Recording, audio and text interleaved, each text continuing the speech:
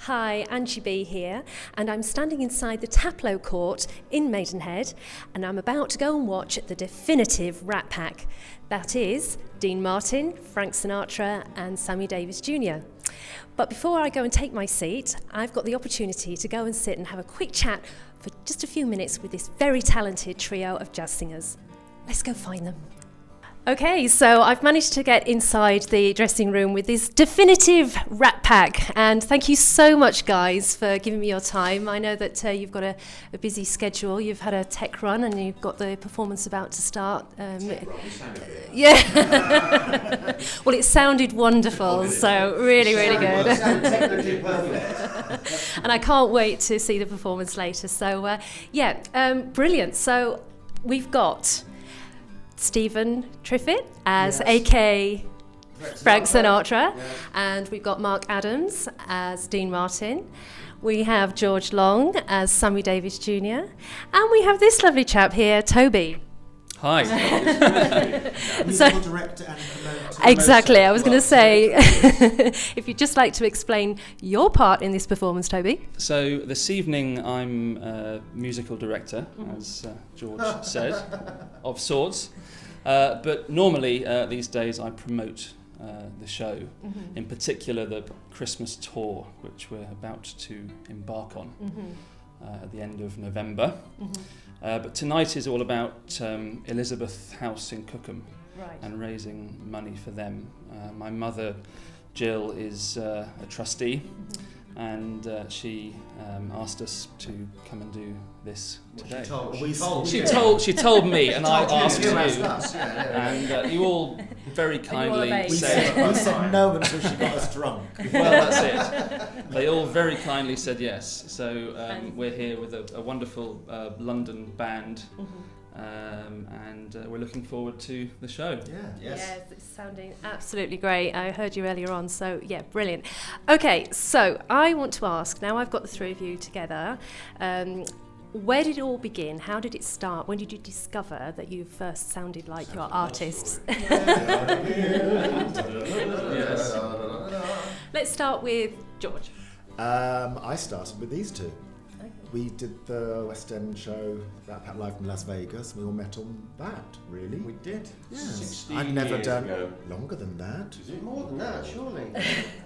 Well, 16 years since the West End and 17 since we did the first tour together. I did a year before these two. With 2002, I think. I did 2001, then you two in 2002 for a year tour, and then into town 2003. Yeah. I'd never done anything to do with Sammy before because I didn't really know much about him at that point. But then, yeah. Okay. So that's Do you mean to how say we've been together twice as long as the Beatles? Yeah. We've been together longer than I was married. Which one? What about you, Stephen? When did you first sort of discover that you sounded? I did Stars in the Rise in year 2000 and lost. I won the heat, but I lost. Runner-up. I was runner-up in the final. That's right. But as a result of that, I ended up working in America, Atlantic City, and Las Vegas, doing Frank in an American show. And while I was there, I got a fax. Shows you how long ago it was. Asking me if I'd like to play. Pony Express. A fax from a company asking me if I'd like to play the part of Frank Sinatra on a tour, which would eventually, hopefully, go into the West End. And it was the Rat Pack Live from Las Vegas, which is where I got to meet George and Mark. Brilliant, And excellent. That's very, very interesting. And how about you, Mark? My story isn't anywhere near as exciting. I just auditioned for it like anybody else. But I had worked with the director and choreographer a couple of times prior, so I knew him and he knew me, so that was sort of a bit. But he hired you anyway. Mark is, though, the font of knowledge of Dean Martin. I mean, I don't think there is a book he hasn't read about the Rat Pack of Dean Martin. I don't know about that. And that's brilliant, actually, because that's coming on to what my next question was going to be, because you must all have had to done so much research into your singers that you're portraying. Yeah, but when we started, we didn't have the things you got now. There was no YouTube. You didn't sort of Google anybody, so it was done the old-fashioned way. So we bought records, LP records. I remember once I was up in Aberdeen, and I was always going, around the old charity stores, and I bought about 15 of Dean's old records because that's the only way you can get to hear them. Yeah. But subsequently, you know, you've got the magic of YouTube. But I did manage to get volumes of the stuff because Dean Martin went on to do a television variety show with all sorts of big stars like Orson Welles, John Wayne, Jimmy Stewart, and they were hilarious. And so I watched a lot of them. But it's much easier now because you just press a button. Because you could watch on video then. You could watch films, or they happen to come on TV, films that each individually they were in. Yeah. But you couldn't, there was nothing to watch. I think there was one black and white video we got given at one point that had all of them, but watching all of them together was nearby impossible at that point. I mean, the nearest you could get to was Ocean's 11. Yeah. You know, but that didn't really tell you much about how they performed on stage. I mean, we had some bootleg copies of some of the Vegas yeah, stuff. We had but it was poor quality. Yeah. I mean, there were tapes and CDs of the performances at the Sands that they did, but it didn't give you an idea of what they were doing on the stage when they were saying what they were saying. And it was only later on that we actually sort of managed to cobble together bits and pieces of footage which gave us an idea. And then of course, you know, the funny thing is once we'd been in the West End for a little while and everybody became interested in the Rat Pack, we kind of instigated a resurgence, if you like, and all of a sudden this stuff became available in the shops, but by then we already knew it. You'd already done your homework. Since we've been carrying on with it, we've got to know the people better as the years and each other, because it's not just about you being the person, you've got to be you with the other guys, but also being them with Frank and Dean. And if you're on your own trajectory each, it wouldn't work. So it's a lot of layers, but we've learnt from the more we do it, the more how they were and things they wouldn't do. That's one thing I have to go before you say anything. Would he say that? So, and from individual kind of research and knowledge, there's things like I pick up stuff from old live recordings of stuff. I go, we said that's a good thing to use. That wasn't, again, wildly out there until you can find, because some of the albums I've got were only available in the States, and until you could get hold of copies of those, and also because you new songs to learn as well. So the freedom that we have now, not doing it with the original show, is that we can do what we want, when we want. We can change songs, we can say what we like, we can make it much more real because it's much more improvised than when everything was quite set in the West. It's also a lot more PC. Yes. Yeah. Yes. Well, the funny thing is the misunderstanding. I mean, everybody sort of looked at the comments that were made by the three as being racist comments. In actual fact, what they were doing was they were taking the mickey out of people who were racist. Yes. I mean, Frank was seriously, against all of this kind of stuff. Sammy wouldn't have got into half the venues he got into if Frank hadn't said, I'm not doing it, he's not there. Frank hated racism of any kind,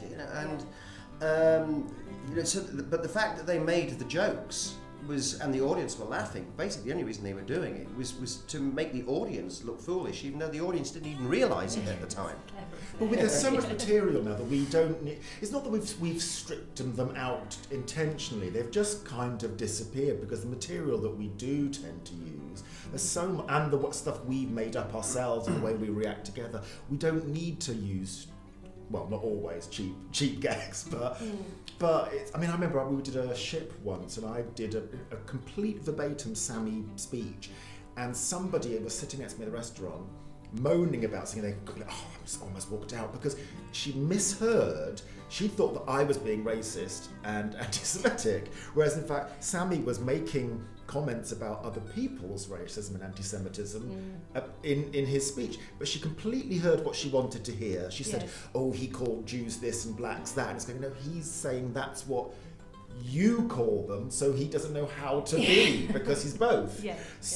But she completely heard what she wanted to hear, and at that point I kind of thought, you know what? I can't spend a whole speech spelling it out to people, and I thought, you know what, it's just easier sometimes to use other material that he's got, because it just is easier for people to understand sometimes. And just following on from what you were saying about how you had to read really about your singers, your artists, rather than have access to social media. Which is what took so long. Well, once you learn how to read, it's the other thing that I think you do very well that adds to the performance. It's not just the singing. it's the mannerisms that you've adopted. I mean, did that take a long time to study at all, the mannerisms? It's a case of watching over and over and over and over again until it becomes second nature. I mean, I think we got to the stage where the moment we walk on the stage, there's like an invisible button clicks on, and we are effectively those people to the best of our ability. So I'm not conscious of the fact of any difference between me off stage and on stage. And that might even be because, I mean, before I did all this, I never used to gesticulate anywhere near as much. But now, having watched Frank and, if you like, been Frank for quite some time, is part of my character because it's what I do. It's that there's an Italian side of me that has grown. It's coming out. That's the Jamaican side. It's the Jamaican, is that right? Yeah. And the other thing is because we've been doing it so long and had the experience of doing many shows, probably more than they ever did together. In fact, I can say categorically, we perform more together than they actually perform together. And different types of shows, because they perform not just in theatres, they perform in clubs, nightclubs, casinos, on television, concerts, theatre shows, which we do. So, and then you can adapt it. Yes. And also, as we've got older, the catalogue of music that we can use, because when we first did the West End show, I mean, it had My Way in it, and we'd make a point of it being 1960. Now, My Way hadn't been written. It was another 7 years before they'd written that, and a couple of other songs, and that always sort of grated with me. Yeah. But now, as we've got older, we can dip into their sort of later catalogue. We've written stuff, did. medleys that they haven't done. But they may have a done. song, there's like Side by Side. They did do when they all came back together, yeah. and then Dean left, so they never actually sang. That was the ultimate really. event, They never really actually So- sang that together. We changed the words of that. There's loads of so we've kind of had a lot of different. I've had a lot of stuff written. I've gone, I want to sing that song, so I've heard a song on a CD, but I want a version of that. And that please. specific arrangement as well. Yeah. Yeah. We get a lot of people that come to us afterwards and say, "Oh, we thought you were American." And I said, "No, sorry, love." Well, one time, we're miming. actually doing the show in America, and I was on stage being American, obviously being Frank, and then I walked off stage and straight up to the sound guy and I said, "Can I have a little bit more top, please, mate? Is that all right?" He just looked at me. What? That threw him. No. Well, I have to say, one of the, I've been to see you guys before, and I think you're absolutely fantastic, but one of the performances I saw that stuck out in my mind, and it was memorable, really down to audience participation. I don't know if you remember a couple of years ago at Sonning, but there was one particular chap in the audience that was having such a fantastic time that he actually got up from his seat and walked to the back of the auditorium to have his own dance.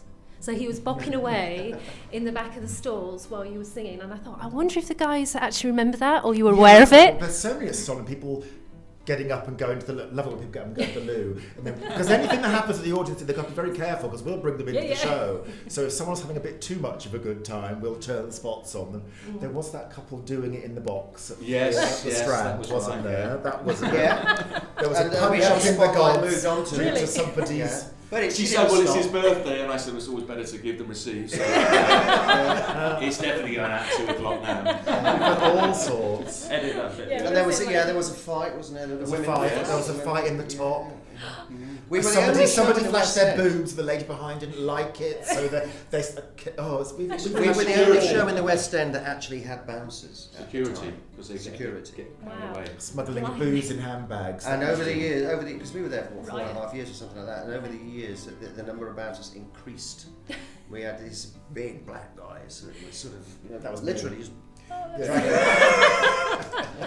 Incredible. people will get. I mean, there's a lot of people that would not ordinarily go and see a show in the West End came to see the show. An awful lot of EastEnders and people like that, they all came out and had a lovely time, Yeah. a fantastic time. But Yeah. sometimes they had too much of a good time. Yes. And they'd get a little bit carried away, and there's a difference between heckling Yes. and being annoying. Yes. And some of them, it would start off as heckling, it would be funny, but then they would think, oh, well, that's it, I'm now part of the show. Yeah. So you try to ignore what they were saying and get on with it, but if you ignored them, then they would just get louder and more irate and start swearing at you, and then they'd be lifted out and taken Because it's out, handling the audience, you have to get. which to they the also point. loved. Sometimes you can be funny to shut somebody up. It's usually, I wouldn't usually do that, it's these two that would usually do that, but sometimes if someone just will not stop, you do have to sometimes break character a bit and kind of go, right. Or you, over there, shut up. Because there's only so long you can take before you think, okay, you're now annoying everybody else. Yes, So it's a lot of people management, isn't there? Yeah, and understandably, I mean, you know, people have paid to come and see you perform and listen to you, so to a certain degree, they don't want that experience spoilt by somebody else. So I think whether it's theatre or a concert, I think we all feel the same with that, don't we? It generally happens in theatres. I mean, you get heckled, or you know, it's just like, we love you, Sammy, or you know, something like that, which is absolutely fine. Invariably, it's us that's taking the mickey out of the audience rather than the other way around. But I think when we do other events that are sort of like saloon bars and things like that. I mean, we worked in the Hippodrome sort of once a month for a good number of years in the Hippodrome Casino, and that was booths, and the audience was literally right up, table service, and they are hammered. and that kind of thing. Well, the house managers used to have to refuse people drinks, and if they were asking them more, you just literally fill it up with Coke and put a splash of vodka in the top, so they think they were. I had to get them to refuse serving a table because they were so drunk. Yes. Well, they ended up leaving. As well. The bouncers got called in to get them, and they left for the last song. It was just like, oh. You're singing a ballad, and in the meantime, there's an argument going on at the back, and the rest of the audience are all going shh. Yeah. There were some moments. Yeah. So, well, it's a real pleasure to meet you all. I mean, I know it's difficult to pin you all down together because you're so busy. Loads of stuff coming up. But I've got a question I'm dying to ask you, Mark. Okay. I know what it is. Go on. Something related to the East End.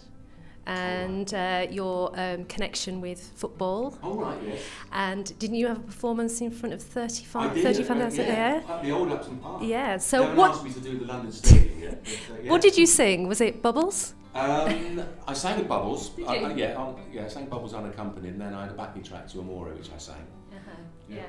A pretty awesome memory, yeah? Yeah, they won the game. Yeah, they won the game. Good job, right? Yeah, absolutely. And Stephen, I discovered as well that you were the voice singing the theme tune to one of my favourite sitcoms. I love that. And when I heard it was, or read that it was your voice, I was like, yes, I'm going to get to meet you. A lot of people say, why don't you sing the whole song? When you write it. That's all. What I sing is all that was written. That's it. That little section. That's all that was done. I wrote that bit until. I did. I write it. Yeah. It was actually written by one of the Do a mashup, that Jive Bunny. Do that and then go into Agadoo or something. Itsy Bitsy. Yeah. So it's good, and they still pay me for it, which is even better still. Oh, great. I think you should start result. in the show in the middle of a song. One of your songs you sort of go into. I think that's a great idea.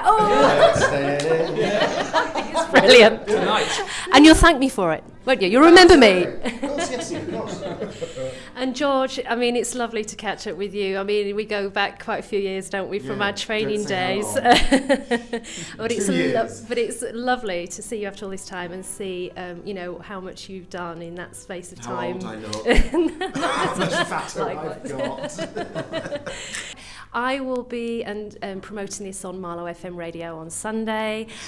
All our listeners love to hear, an insight to performers and current, touring companies. And of course, we'll sort of tell them where else they can see you because we have a list of where you're going. Which we should maybe mention. Yes. So where are you going next? That's why he's here. I'm here for a reason. There was a reason. Yeah. Plenty of dates coming up. We're starting in Blueberry. My home village. It's George's home charity village. Event. 2 nights. I think they're both sold out. Both sold out now. We're doing 4 evenings at the Mill at Sonning, all of which are sold out.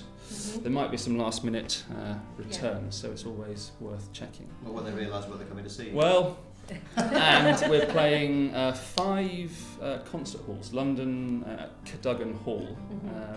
And for that date, there is a coach going from Cookham, if any of your listeners and viewers would like to hop on the coach and come and see the show at Cadogan Hall. They can contact, again, my mother, Jill Cruse, on 01628 523 410. We're also playing Manchester, the Bridgewater Hall, Cardiff, St David's Hall, Glasgow, the Royal Concert Hall, and Jersey, the Jersey Opera House, which will be lovely. We were there last year too. So yeah, quite a tour coming up. You Well, have and I quite a promise tour. I have to say for the village event, because it's raising a lot of money for local charities, but we have had 2 major sponsors that I have to plug Go on. because they deserve it, because they're chucking a lot of it to go to the charities. That's Colleen and Julian at MP Resourcing and Catherine at Little Kickers, who have kindly donated quite a hefty sum in order of favourite charities. So Oh, that's wonderful, and thank you to them. Okay, well, brilliant, lovely to meet you all, and I am so looking forward to sitting down and relaxing and enjoying the performance tonight. And obviously, I'm looking forward to hearing Mr. Bojangles, because that's one of my that tonight. Oh, are you? All right. No, You I do. tease. In between not going out. Yeah. just Bojangles is not going out. And yeah, all the very best. And as I said, Marlow FM will be promoting you on Sunday afternoon between 4 and 6, and all our listeners will be obviously tuning in and following where you're off to. So thank you very much, and all the best with the tour. Thank you. Okay. Thank you.